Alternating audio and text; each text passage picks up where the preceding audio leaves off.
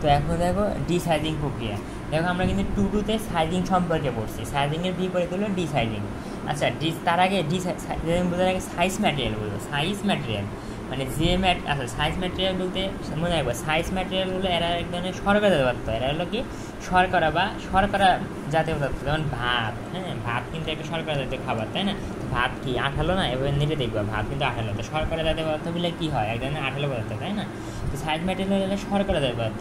আচ্ছা আমাদের ভাতের মার বলে আমাদের সিরাজগঞ্জের ওই দিক। তো মনে করো ভাত যখন রান্না করো তখন কি রান্না করার সময় দেখবা একটা আমরা যেটা ফেলে দিই আর কি, ওই গাঢ় ঘন তরল, হ্যাঁ তরল পদার্থের মধ্যে থাকে না ভাত রান্না করার সময় যেটাকে ফেলে দাও, ওইটাই কি? ওইটা হলো আমার এক ধরনের সাইজ ম্যাটেরিয়াল। হ্যাঁ ওটা হলো এক ধরনের সাইজ ম্যাটেরিয়াল, কারণ চাউল তো শর্করা জাতীয়, ওখান থেকে তো তৈরি হয়, তাই না? তার মানে তোমরা যে ভাত রান্না করার সময় যে ফেলে দাও না, ওইটা হলো আমার এক ধরনের সাইজ ম্যাটেরিয়াল। ওইটা দ্বারা আমরা সাইজিং করতে পারি। হ্যাঁ তো যাই হোক দেখো সাইজিং।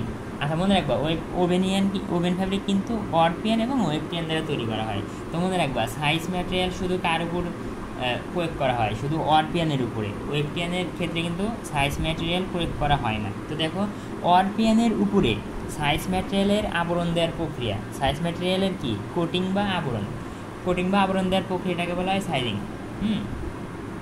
তার মানে অরপিয়ানের উপর কি সাইজ ম্যাটেরিয়ালের কোটিং, মানে দেখো মনে করো কি আমরা স্টিলের দরজা বানানোর পর কি ওর উপর রং করি না? তার মানে রঙের একটা কি আবরণ বা কোটিং দিলাম ওই দরজার উপরে, তাই না? তেমনি এই সাইজ ম্যাটেরিয়াল দ্বারা অরপিয়ানের উপর কি একটা আবরণ দেওয়া হয়। এই আবরণ দেওয়ার প্রক্রিয়াটাকে বলতে আমরা সাইজিং। মনে রাখবো ওয়েবটিয়ানে কিন্তু কখনো সাইজিং করা হয় না, শুধুমাত্র অরপিয়ানের ক্ষেত্রে সাইজিং করতে হয়। আচ্ছা তো দেখো এই যে অরপিয়ান সাইজিং মানে দেখো এটা আমার কি অরপিয়ান, এর উপরে যে এগুলো ঘন গাঢ় কালি করে দিচ্ছি না, এগুলোর দ্বারা বোঝাচ্ছি এগুলো সাইজ ম্যাটেরিয়াল। ওইগুলো সাইজ ম্যাটেরিয়াল। তো এই সাইজ ম্যাটেরিয়াল দ্বারা কি আবরণ দিয়েছি, অর্থাৎ এটা আমার কোটিং। এই গাঢ় জিনিস দ্বারা বলছি সাইজ ম্যাটেরিয়ালের কোটিং। হ্যাঁ ইয়ানের উপরে দেখো এই যে সাইজ ম্যাটেরিয়ালের কী আছে কোটিং দেওয়া আছে। তো এই অরপিয়ানের উপরে কোটিং দেওয়ার প্রক্রিয়াটাকে বলা হয় আমার সাইজিং প্রক্রিয়া। তার মানে অরপিয়ানের উপরে ওই সাইজ ম্যাটেরিয়াল দ্বারা কোটিং দেওয়ার প্রক্রিয়া। এখন কোটিং দিই কেন, অর্থাৎ সাইজিং কেন করি, মানে কেন কোটিং দিই? হ্যাঁ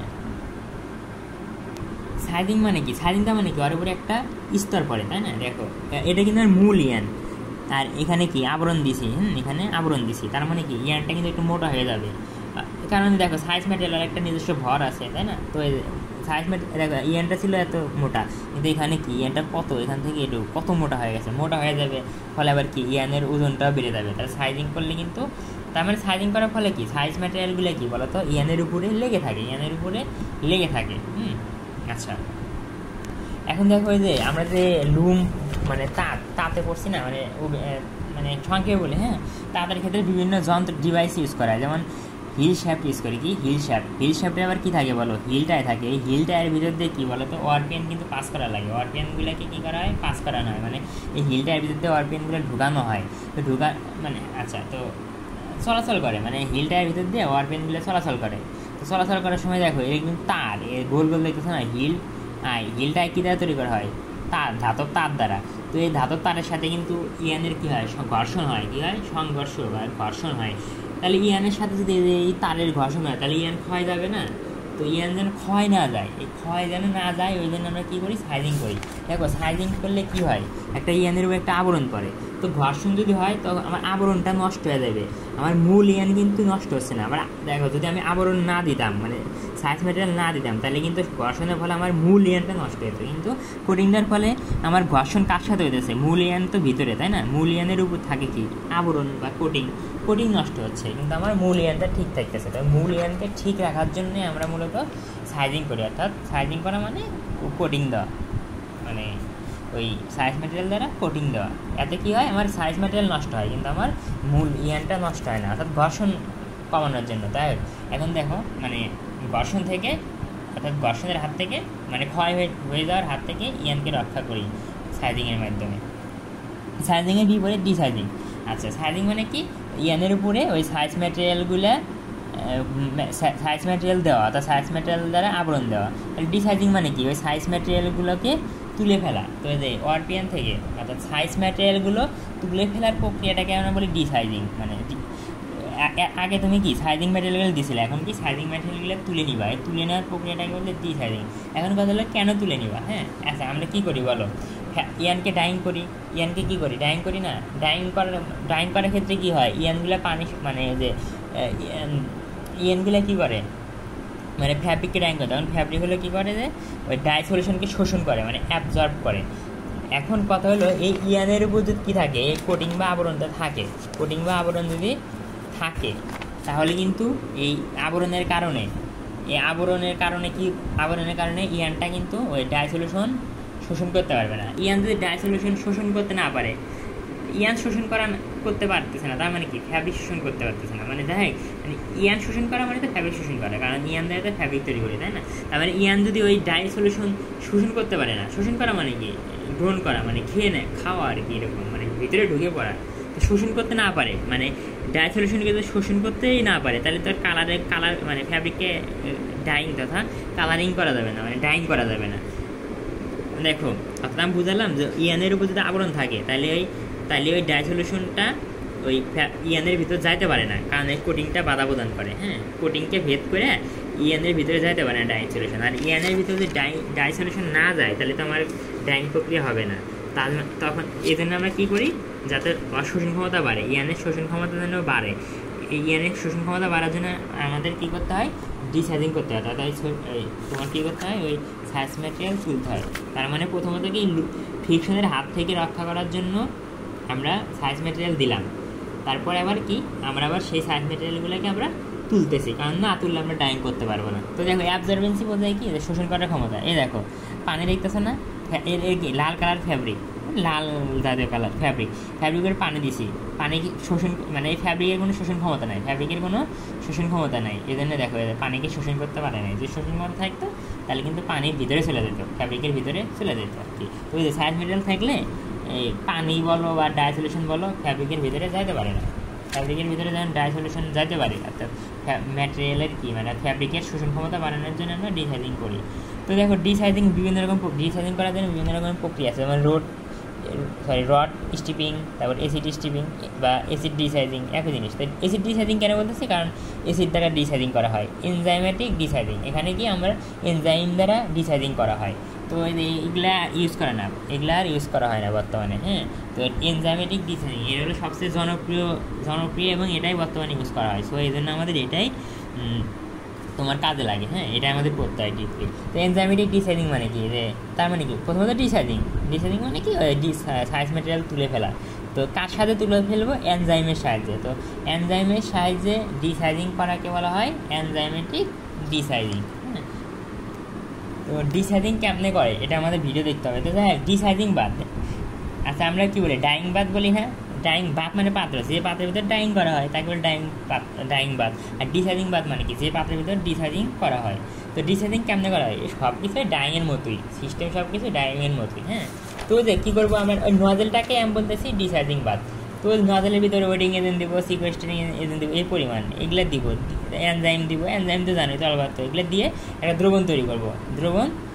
ওই দ্রবণের ভিতরে কী করবো, আমি ওই যে ফ্যাব্রিকটা দিয়ে ওই যে মেশিনের ভিতরে রেখে দিব 70 ডিগ্রি সেলসিয়াস তাপমাত্রায়, কয় মিনিট, 40 মিনিট হয়ে গেল।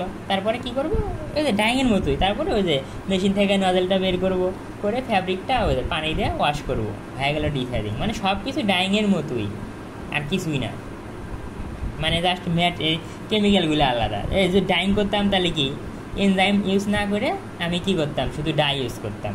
এখানে ওইরকম মানে ডাইংয়ের মতোই, জাস্ট ডাইংয়ের ক্ষেত্রে ডাই ব্যবহার করি, এখানে ডাইং ব্যবহার না করে আমি কি এনজাইম ব্যবহার করতেছি, আর সব কিছু তো সেম।